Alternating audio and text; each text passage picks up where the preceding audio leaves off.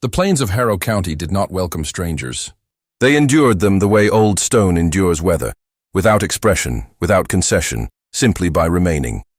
The grass in late October had gone the color of rusted iron, mile upon mile of it bending and rising beneath a wind that carried no warmth, only information that winter was coming, that it had always been coming, that the land remembered every winter before this one and had formed no opinion about any of them.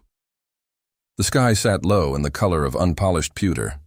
The road that cut south from the junction town of Millhaven was unpaved and deeply rutted, and the wagon that moved along it, a modest canvas-covered thing pulled by a bay mare of neither youth nor elegance, moved slowly, as though even the horse understood that haste was a concept that did not apply here.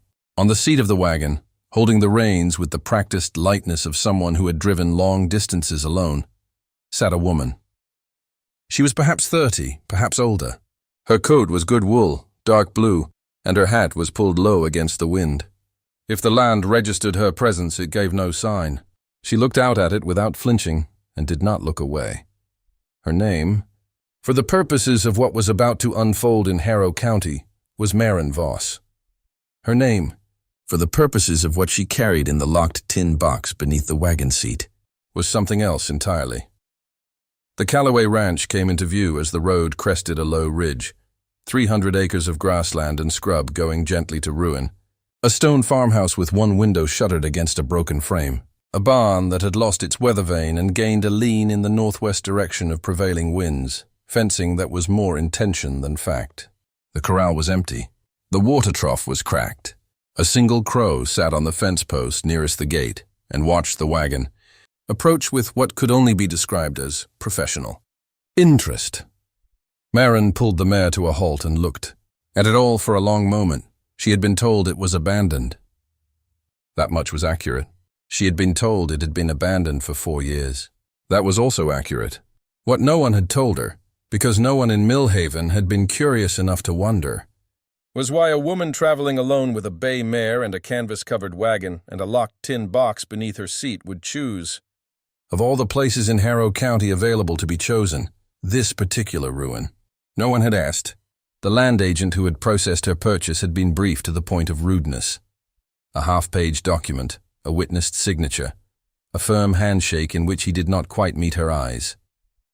She had paid in full, in cash, and he had told her she was getting what she paid for, which was his version of a joke. She had smiled at him with exactly the smile she had prepared for this purpose, mild, deferential, slightly uncomprehending, and left his office without hurrying. That had been 3 weeks ago. She had spent those weeks in Millhaven, which was the kind of town that noticed new arrivals the way a wound notices infection, immediately, with inflammation.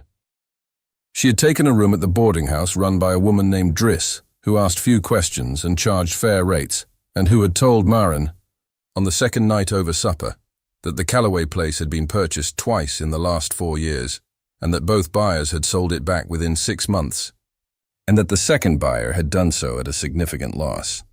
Maren had expressed mild surprise. She had not expressed the thing she actually felt, which was the slow, burning satisfaction of confirmation, because she already knew about those buyers. She knew their names. She knew the dates of their purchases and the terms of their retreats. She had spent 11 months assembling that knowledge, piece by careful piece, in a place very far from Harrow County, in a room with a single window and a fireplace that drew badly, and a table covered in documents and letters and land records dating back 23 years. She knew about those buyers the way she knew about everything that had happened to the Callaway Ranch since a man named Aldrich Vane had begun his campaign to acquire it. Thoroughly and with feeling. She clicked her tongue and the mare moved forward through the gate. The crow lifted from the fence post and circled once and was gone. Inside, the farmhouse was cold and dimmer than the gray day outside, but it was sound. The walls were stone and 2 feet thick. The floors were pine, scarred but not rotted. The hearth in the main room was wide enough to stand in and built by someone who had understood fire. Maren moved through the rooms with a lantern, not hurrying, noting what was useful and what was not. The kitchen pump worked, which was more than she had expected. The well outside was clear. She had checked it before entering, and the depth was good. The loft above the main room was dry. The root cellar beneath the kitchen trap door was deep and cold and empty, and smelled of earth and time. She stood in the main room for a moment, very still, and looked at the walls. The farmhouse had been built in 1849 by a man named Elias Calloway, who had come to Harrow County with a wagon and a wife and a stubbornness of purpose that the land had respected, if not rewarded. His son, Thomas Calloway, had raised cattle here and married and had 3 children, and lived a life of moderate prosperity until the drought years of the 1870s, which had not been moderate at all. Thomas had borrowed money against the land in the drought's 2nd year. He had borrowed more in the 3rd. By the 4th year, the structure of that debt had been carefully, systematically, and entirely legally reshaped by a man named Aldrich Vane into something that could not be repaid. Not because Thomas was careless or stupid, but because Aldrich Vane was neither of those things either, and understood the mechanics of a land transaction, the way a surgeon understands the mechanics of a body, which organ to press, and when and how hard. Thomas Calloway had died in 1881. His widow had held the land for 3 years after, stubbornly, and then had lost it in a judgment that Marin had read 17 times and could recite from memory. The ranch had passed to Aldrich Vane's holding company, which was not called Aldrich Vane's holding company, but which was, in all the ways that mattered, exactly that. It had sat empty, deliberately empty, Marin believed, since then. A buffer, a demonstration, a statement to every other landowner in the county about what happened to people who could not manage their obligations.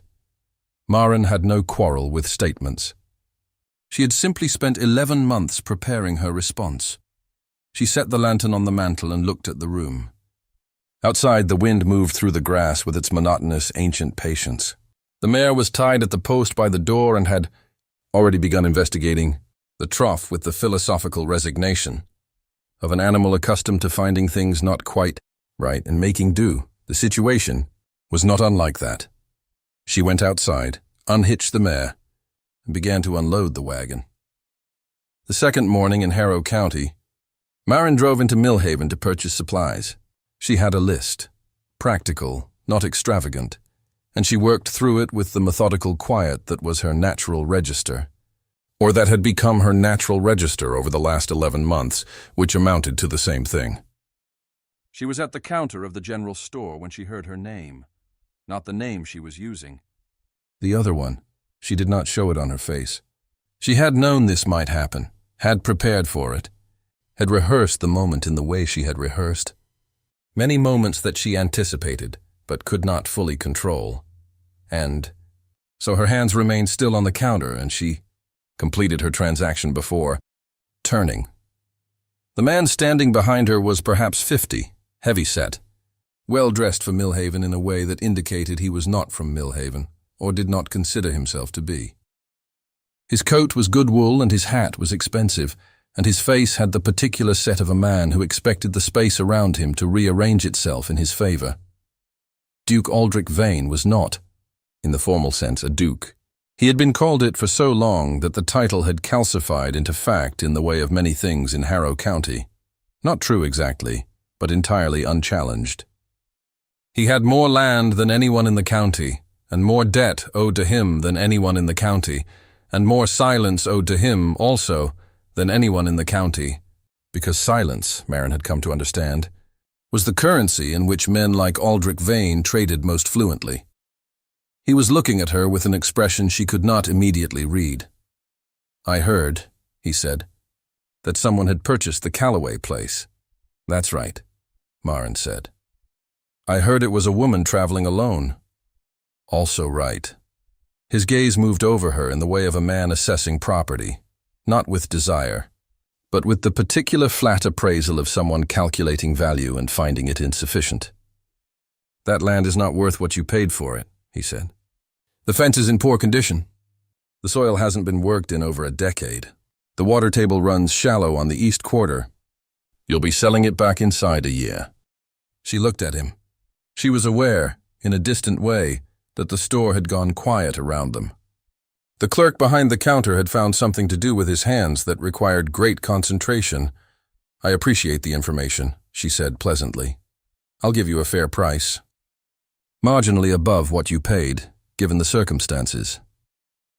He said this with the calm of a man offering charity to someone too inexperienced to recognize it as such. "It'll save you a difficult winter." "I've had difficult winters," Marin said. "Thank you, Mr. Vane." She gathered her packages and left. Behind her, she heard him say something to the clerk. She did not catch the words, but she heard the tone, which was the tone of a man who had just been mildly amused, and she filed it away alongside the other things she had filed away over 11 months, and she drove the mare back toward the ranch with the wind at her back. The winter, as winters in Harrow County went, was difficult. She had expected that. She had not expected to find, on the 3rd week of November, that the water rights to the creek that ran along the eastern boundary of the property, a creek she had been using for the mare and for the kitchen, were legally encumbered by a filing dated 1882 and registered in Millhaven's land office. The filing was in the name of Vane's holding company. It was entirely legal. It was also, she was almost certain, fraudulent in its original assertion, though the fraudulence would be very hard to prove from the outside. She stood in the land office and read the document twice and then said, very calmly, "I'd like a copy of this, please." The land office clerk, a young man named Sorrel, who had the look of someone who had been asked to do uncomfortable things and had done them long enough to stop noticing, made her the copy without comment. She walked out into the cold Millhaven street and stood for a moment, the document in her hands. The wind had that quality it had in December in High Plains country. Not cold exactly, but indifferent, moving past her as though she were a fence post or a bare tree, an obstacle to be flowed around rather than engaged. She had been waiting for this. Not this specifically, she hadn't known the form it would take, but this in principle. This was how Aldrich Vane had operated for 23 years. Patient, incremental, entirely legal in its surface, and entirely calculated in its depths. Find the encumbrance, press the encumbrance. Offer relief from the encumbrance at a price. That was not the market price, but the exhaustion price, the price a person paid when they could no longer endure being pressed. She folded the document and put it in her coat pocket. She had been waiting for this because she needed to know which encumbrance he would reach for. First, the tin box under the wagon seat, transferred now to a locked trunk under the bedroom floor of the farmhouse, which she thought was more discreet, though she understood that a determined man with a warrant could eventually get to anything, contained, among other things, a letter dated March 1882 from a man named Oliver Creed, who had been the water rights assessor for Harrow County until his death in 1884. The letter was addressed to Aldrich Vane.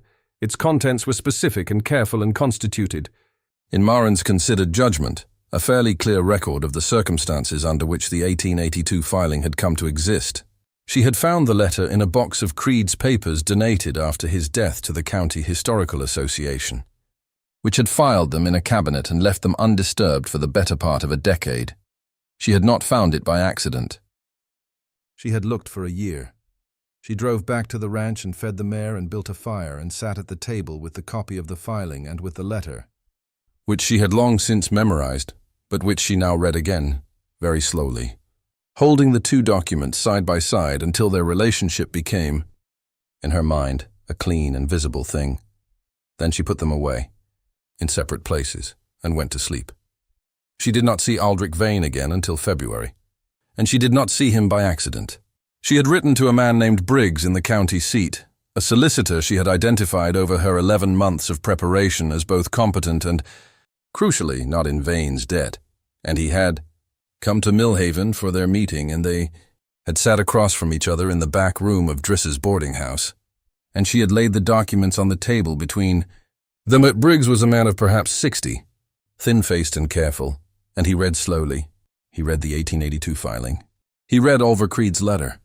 He read the two additional letters she had located, one from a neighboring landowner named Haskett who had written to the county judge in 1883 to complain about the filing's legitimacy and received a response so brief as to constitute its own kind of statement. And then he sat for a long time, with his hands folded on the table, and said, "Nothing. There's a land patent dispute here," he said. "Finally, yes, if the original filing was made fraudulently, and this letter from Creed, if it's authenticated, I have 2 additional witnesses who can speak to Creed's handwriting," Marin said. His niece, who is still living in the county seat, and the clerk who worked in his office until 1883. Briggs looked at her. It was a different look than Aldrich Vane's look. Not the appraisal of property, but the recalibration of a man who has underestimated something. "How long have you been assembling this?" 11 months. He was quiet again. "The original patent on the water rights," Marin said, "was issued to Elias Calloway in 1850. It was never legally conveyed. It transferred by inheritance to Thomas Calloway, and then, per the interstate laws of the territory, as they stood at the time of his death, to his widow, Helena Calloway, who subsequently lost the land. She lost the land. She did not lose the patent." Briggs turned this over. The fire in the small hearth popped once and settled. "If the patent never legally conveyed with the land transfer, then the 1882 water rights filing was made against rights that Vane's company did not in fact hold." Marin kept her voice even. "And the judgment against Helena Calloway's continued use of the creek was issued on the basis of a filing that was fraudulent from the start. That's a substantial claim. I know it will be contested." "I know that too." He was quiet for a moment longer. Then he said, "And your interest in this? You purchased the Calloway property. You didn't inherit it. The patent, even if restored, would accrue to the Calloway heirs. Helena Calloway had a daughter," Marin said. "Her name was Petra Calloway." She reached into the tin box and produced the last document, a certificate of birth, dated 1869 in the County of Harrow Territory Record, signed by the attending physician and the presiding justice. Petra Calloway married in 1891, in a county 200 miles east of here, to a man named Samuel Voss. She died in 1894 of a fever, leaving a husband and 1 daughter. She placed her hands flat on the table and looked at Briggs. "The daughter's name is Marin." The silence in the room lasted a long time. Briggs looked at the certificate of birth. He looked at her. He looked at the documents on the table between them, which had taken on, in the light of this information, a different quality. Not a stranger's case assembled with unusual diligence, but a daughter's case assembled with unusual patience. He said very quietly, "You bought your grandmother's land." "I bought back what could be bought," she said. "The rest I intend to recover through other means." He became her solicitor that afternoon. The hearing was held in April in the county seat. It lasted 3 days. Briggs was prepared in a way that surprised the opposing counsel, which was a firm in the capital that Aldrich Vane had retained and that had a reputation built on the kind of cases that didn't expect to be contested in earnest. Marin sat at the table and was quiet. She had learned, over 11 months of preparation, that her best quality in a room with powerful men was her willingness to let the documents do the speaking. The documents were very good speakers. Aldrich Vane sat across the room with the stillness of a man who could not yet see the shape of what was coming, but who understood that something was coming. He had understood it, she thought, since that morning in the general store, when she had gathered her packages and turned and left. Since the moment he realized that she had not reacted to his offer the way every other person in his experience had reacted to his offers, which was with the combination of relief and defeat that was, she had come to understand the reaction he most enjoyed. She had reacted with pleasantness. And pleasantness, in her experience, was the most unsettling thing you could offer a man who expected surrender. On the second day of the hearing, Briggs produced Oliver Creed's letter. The opposing counsel objected. The objection was overruled. Briggs read it into the record in a voice that was steady and unhurried, and allowed each sentence to land before moving to the next. And Marin watched Aldrich Vane's face as the letter was read, and saw the precise moment when the composure shifted. Not broke, because men like Aldrich Vane did not break in public, but shifted, the way ice shifts when something moves beneath it. A single, barely visible change in the surface that told the whole story of what was happening. Below, his hands were very still, she recognized. The effort that required. The ruling came in May. The 1882 water rights filing was vacated. The original patent was affirmed as never legally conveyed and was restored to the surviving heir of Helena Calloway, which was to say, to Marin Voss. The judgment against Helena Calloway's estate was reviewed and referred to the county prosecutor's office for investigation of irregularities in the original proceedings. That investigation was a different story for a different telling. What mattered now, in the warm May morning in the county seat, was that Briggs shook her hand on the courthouse steps and said that in 40 years of practice he had seen few cases prepared as thoroughly as this one. And she said thank you and meant it. And then she got in the wagon and drove the bay mare the 3 hours back to Harrow County under a sky that had turned, while no one was watching, from the pewter of winter to the clean, washed blue of almost summer. A year passed. The fence on the Calloway ranch was repaired by the following autumn, the old cedar posts replaced where they had rotted, the wire stretched and stapled in the manner that Thomas Calloway had used, which she had learned from the last man in the county who still remembered working the ranch as a young hand in the 1870s. He had come by to look at what she was doing and had stayed to help, and then had stayed to hire on part-time, and had told her one evening over coffee that the place was starting to look like itself again, which was, she thought, a more precise thing than he had intended to say. The creek ran clear along the eastern boundary. The mare had long since established a route to it, and back that was entirely her own. The farmhouse, with the window reframed and the hearth given a new lintel of good local stone, was warm in a way it had not been in years. She had put a table near the window that looked east, and she worked there in the mornings, in the light, with her papers. There were new papers now, not the documents of recovery. Those were filed and settled and put away in Briggs's office in the county seat, but the papers of the living ranch, records of the small cattle operation she had begun the previous spring, seed invoices, water records, the careful accounting of a place that was starting to produce rather than merely exist. Aldrich Vane came to the ranch in September. She saw him coming from a distance, the good coat, the expensive hat, a horse that was better than his purposes usually required, and she came out of the barn where she had been replacing a board in the loft and met him at the gate, her hands still dusty, a hammer hanging from her belt in a way she was aware was not perhaps the most conciliatory image. She did not adjust it. He had aged, she thought, since the courthouse. Not dramatically. Men like Aldrich Vane aged the way mountains aged, slowly and without acknowledgement. But something in his bearing had changed. The absolute certainty of the space he occupied was not quite as absolute.